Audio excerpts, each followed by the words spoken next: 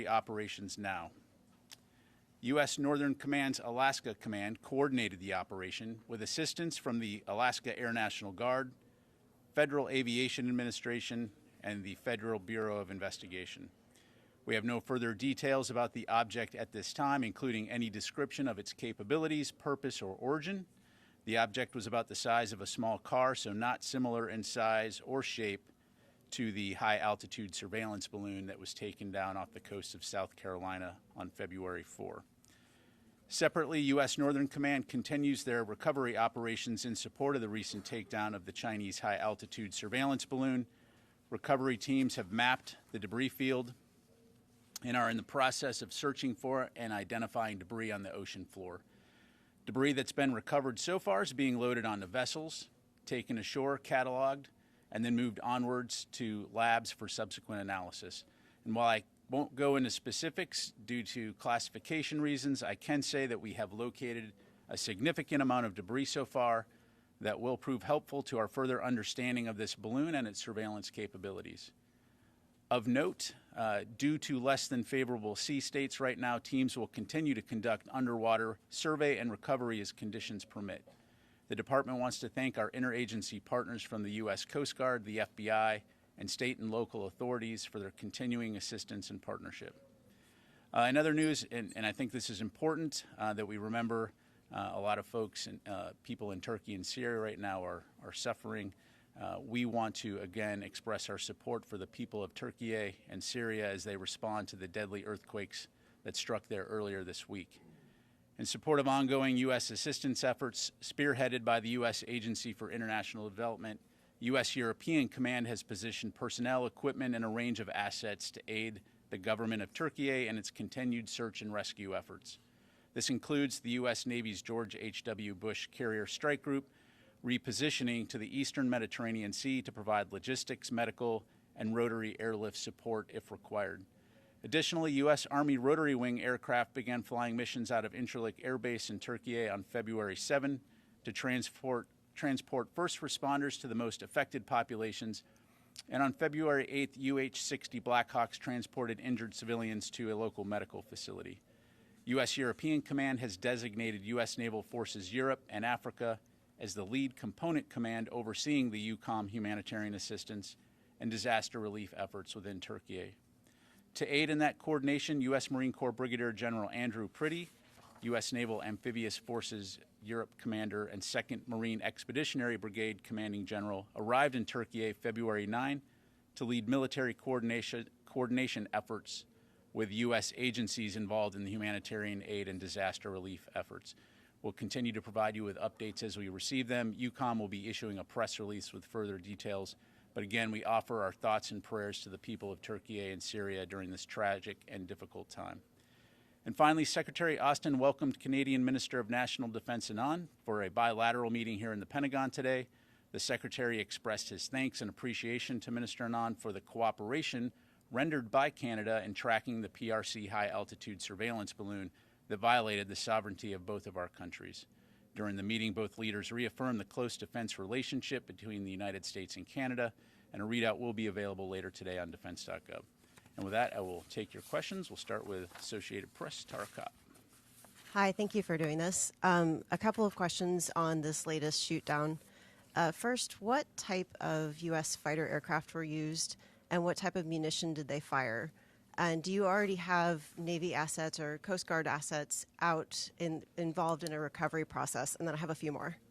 Thanks, Tara. So the aircraft that took down the object was an F-22 flying out of Joint Base Elmendorf in Alaska.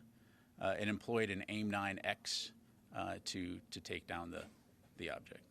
In terms of assets that are currently involved, in terms of recovery, we have HC-130, HH-60, and CH-47 aircraft participating in that recovery effort. Okay. You mentioned there was a reasonable threat. Was there also a threat to potentially this object detecting some of our more sensitive radar capabilities that are based in Alaska? And then what hasn't been said is where this object has come from. Is there any indication that this was also a Chinese surveillance balloon, object, whatever it is? Yeah, so at this point, we don't know the origin of the object. Again, we will know more once we're able to potentially recover some of those materials. But the primary concern, again, was the potential hazard to civil flight. And so, again, we'll know more later. Thank you. No perceived threat to any of the radar installations that we have based in Alaska? Again, right now, we'll know more once we assess it. We'll just leave it at that. Thank you. Liz. Thank you. Thanks for taking my question. What made this threatening enough to shoot down? What is different about this object than the last object that was over Alaska? Because it was chosen not to shoot the last one down over Alaska. Yeah, so the important thing to understand here is anytime we detect anything, we're going to, first of all, observe it and then make a decision and take appropriate action. So you have to look at each individual case on its own merits. In this particular case, given the fact that it was operating at an altitude that posed a reasonable threat to civilian air traffic, the determination was made and the president gave the order to take it down. Was there a specific threat, a specific civilian air traffic incident that could have happened? Again, as you well know, civilian aircraft operate, at a variety of ranges up to 40 to 45,000 feet. So again, there was a reasonable concern that this could present a threat to or a potential hazard to civilian air traffic. So let me. Just one more question. Yep. Has Secretary Austin reached out to his Chinese counterpart or any other counterparts at all since this has been tracked? Since this particular object, no. Let me go here, and then I'll come over to Orrin.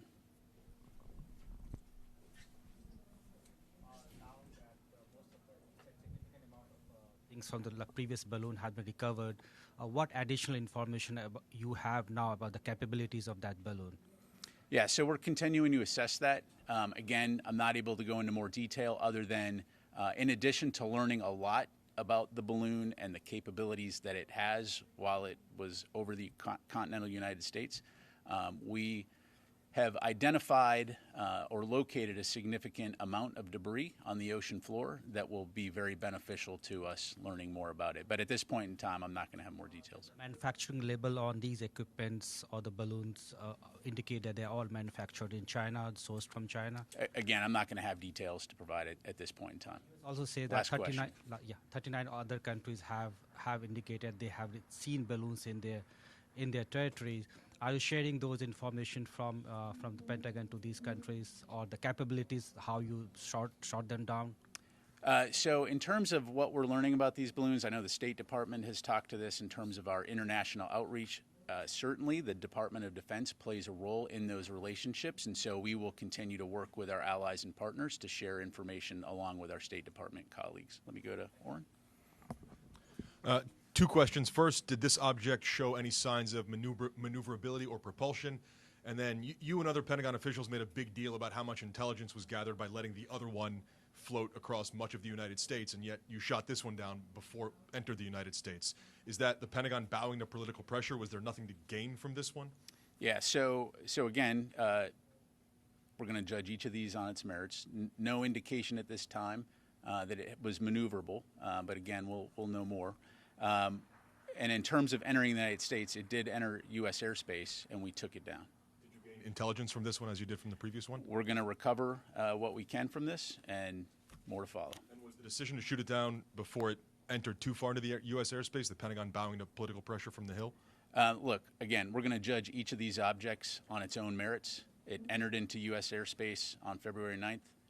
We sent up aircraft to assess what it was. The decision was made that it posed a reasonable threat to civilian air traffic. The president gave the order to take it down, and we took it down. Thank you, Laura. And then I'll go to Dan. Thanks. Sorry. Thanks for taking my question. So a couple questions. First of all, has anything like this happened before with an object this size, this shape, in this particular height for the 40,000 foot range? Has it happened before? And then second of all, can you say more about why you knew that last balloon or object was from China, whereas this one you don't know? So in terms of this particular object, again, as I highlighted, we don't know where it's from. It posed a reasonable threat to civilian air traffic, and so the determination was made to take it down. In terms of the other balloon, as I mentioned in our previous briefing, we have learned a lot about the Chinese surveillance high-altitude balloon program. We've gathered a lot of information over the last couple of years, and so we were able to, based on that information, detect at a very early stage. As it approached U.S. airspace, we had a good understanding of what it was. As I mentioned, we were able to monitor that closely, track it while it went over the continental United States, learn a lot about it, and take it down at the appropriate time. So would you urge us to put this in a different bucket than that, or should we? Yeah, I think I was pretty clear.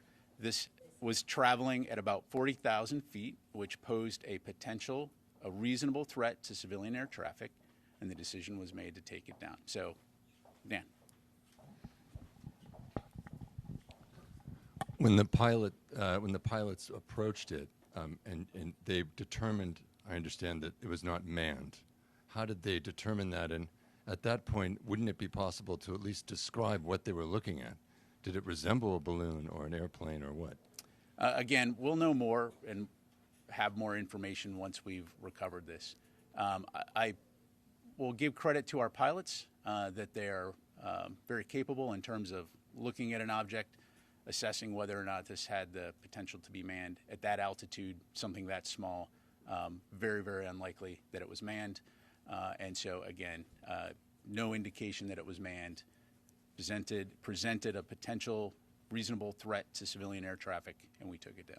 What speed was it traveling at, by the way? I don't have that information. On the Chinese balloon, if we could go back, is it still, in the Pentagon's view, plausible or maybe even likely that it was not necessarily intentional that when that balloon turned and blew eastward, that it seemed to have not, had some technical problem? Yeah. So, Dan, what I would tell you is based on the information that we have, it was being maneuvered and purposefully driven along its track. Again, recognizing that winds do play a role because of the maneuverability of the balloon. It's our assessment that this was a purposeful mission. In terms of the Chinese motivations, again, I'd have to refer you back to China to talk about that. Ma'am, and then come to Nancy. Thank you. Sorry, got it. We emailed you police body camera footage showing a National Guard general in Ohio pushing my colleague and having to be escorted away from him this week. We asked the Ohio National Guard for comment, but do you, as a spokesperson for the Department of Defense, condone such conduct by a commissioned officer of the U.S. military against an American journalist? Yeah, so let me be clear. The answer is no.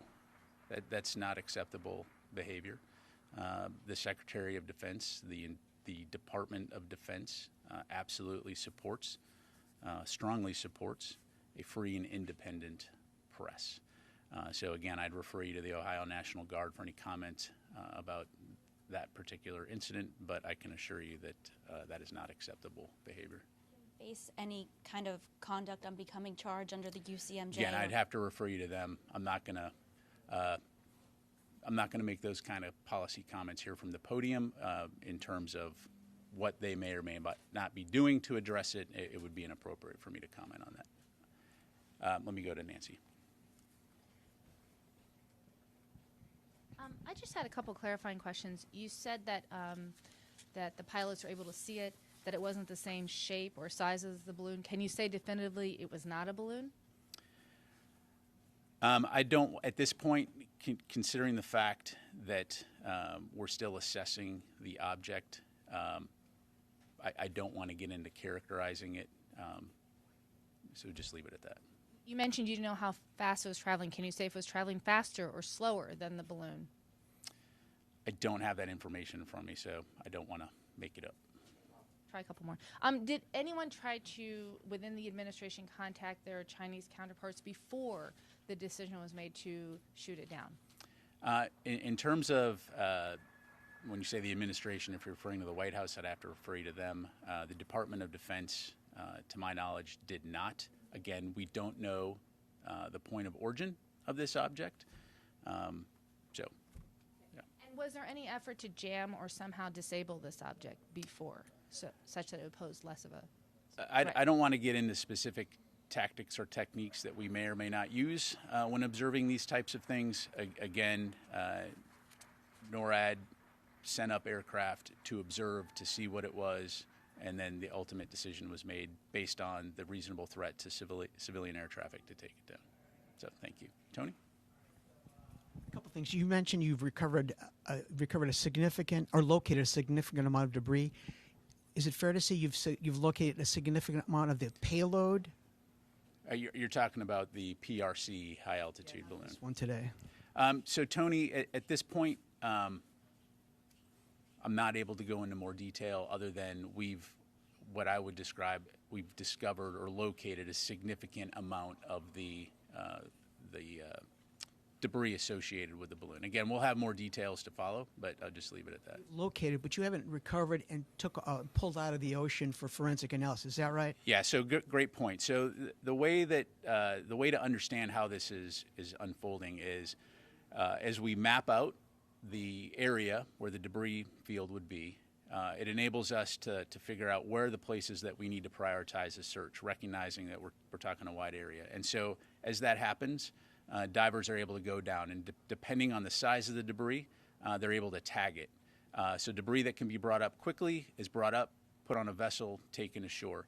Debris that's going to take more time, and again, especially given the current sea states, it may take a little longer. We know where it is, so we tag it, and then we'll go back and eventually recover all of that and bring it up. It's the equivalent is you found the Titanic, but you haven't started pulling up debris yet from it. Exactly. I want to ask you about the overall program. You said you've been learning a lot about this balloon program over the last couple of years, yet the annual China report doesn't have a peep about balloons in there. You spend a lot of money and effort, but no balloons. We learned about Taiwan and China's balance of power against them, and satellites and jets, but no balloons. Why not? So Tony, what I would say on the unclassified China Power report, right? There's going to be certain elements, intelligence aspects in the unclassified version that may not be included in that particular report. In terms of what's in that report and what's not in that report, again, we can go back and look at that, but I can assure you that there are a lot of activities that we continue to monitor to include this balloon program, and we've learned a lot over the last couple of years. That the classified version has balloons in there. I'd have to go back and look. I do not know the answer to that. Thank you. Thanks. Let me get a couple other folks here. Mike, and then. Pat.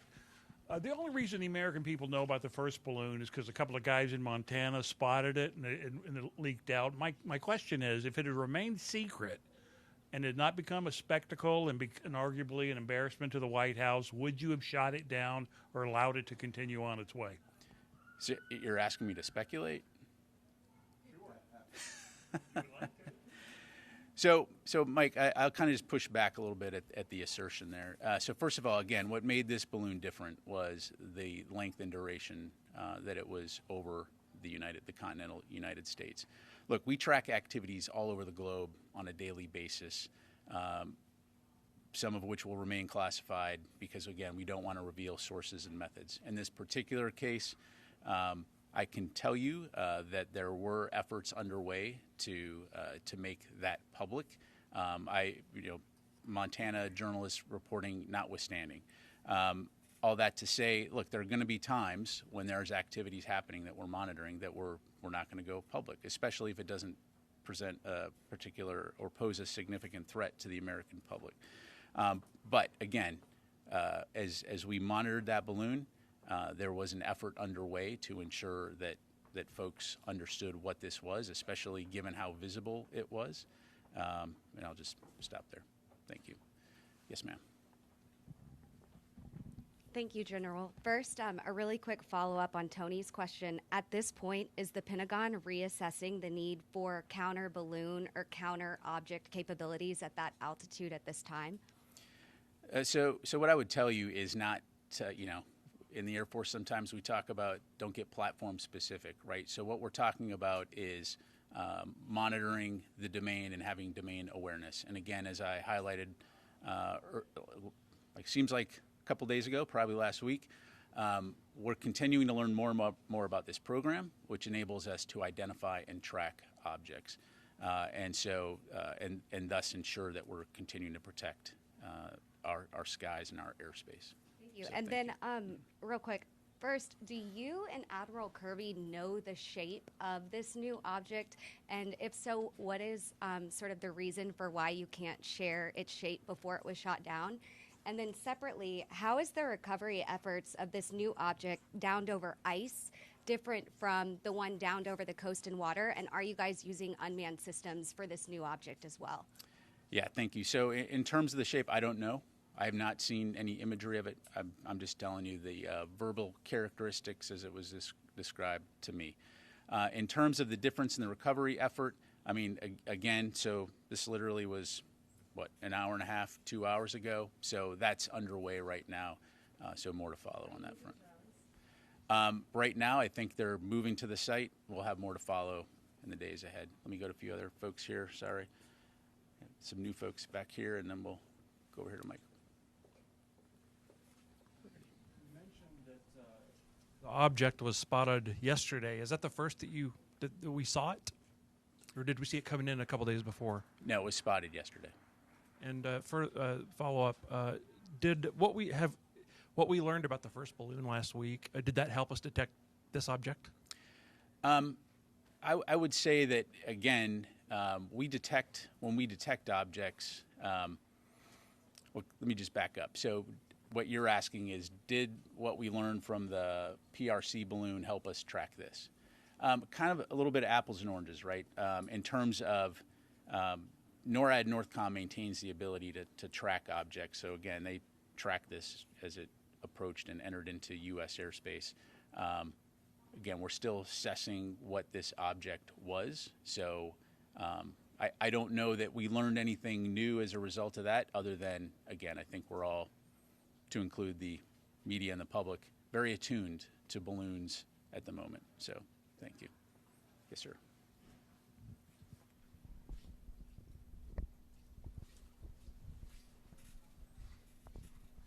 Thank you, sir. And just to clarify, so this was first identified when it flew into U.S. airspace, is that correct? Or was it identified before it?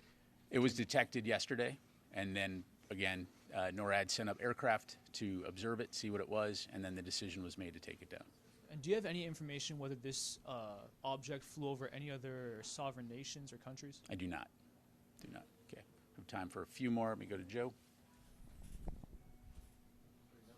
Question about the recovery effort. I think you had mentioned at the outset that it was going to involve rotary wing aircraft. That's because it landed on ice as opposed to water. That's why there isn't watercraft being used. Is it?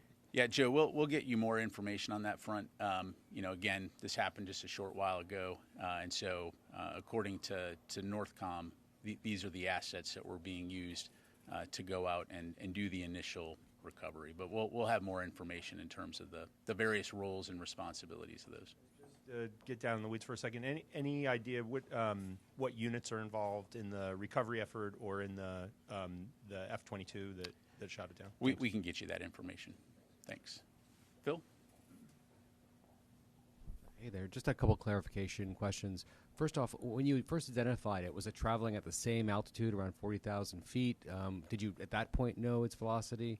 And secondly, doesn't Northcom have the authority on its own to shoot down unidentified objects entering U.S. airspace if they pose a threat to civilian air traffic? And if so, then why was the president's authorization required in this case? Yeah, thanks. So my understanding is it was at 40,000 feet when it was detected and ultimately taken down. The NORAD Northcom commander does not have the authority necessarily to take down an object if it's not posing a potential hostile intent or actions. However, given the fact that this aircraft was, this object was operating at an altitude that posed a reasonable threat to civilian air traffic, after consultation with the secretary and the president, and of course the president, on our advice, gave the order to take it down, and we took it down. Trying to clarify, is his authorization required in a situation like this? Again, it's kind of a moot point at this point because the president gave the order, but he has the authorization to take action against anything that presents a potential threat to the American public or people on the ground. In this particular case, it was determined that this posed a reasonable threat to air traffic.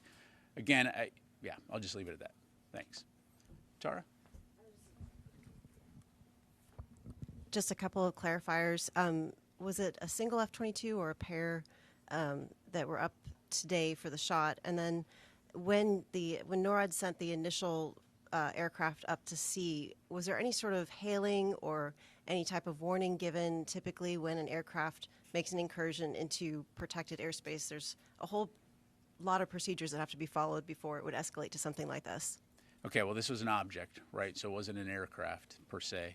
And to answer your earlier question, it was a two-ship of F-22s, but one aircraft took the shot. Got time for one more.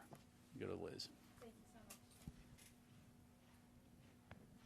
Really quick, when it was started to be tracked last night, were you able to tell what direction it was coming from?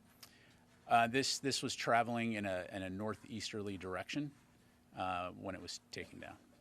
And then one more, the aircrafts that were observing it, what type of aircrafts were those? I'll have to come back to you on it. I think I know, but I don't want to make it up from the podium, so we'll come back to you on that one. Okay, thank you very much, everybody. I appreciate it.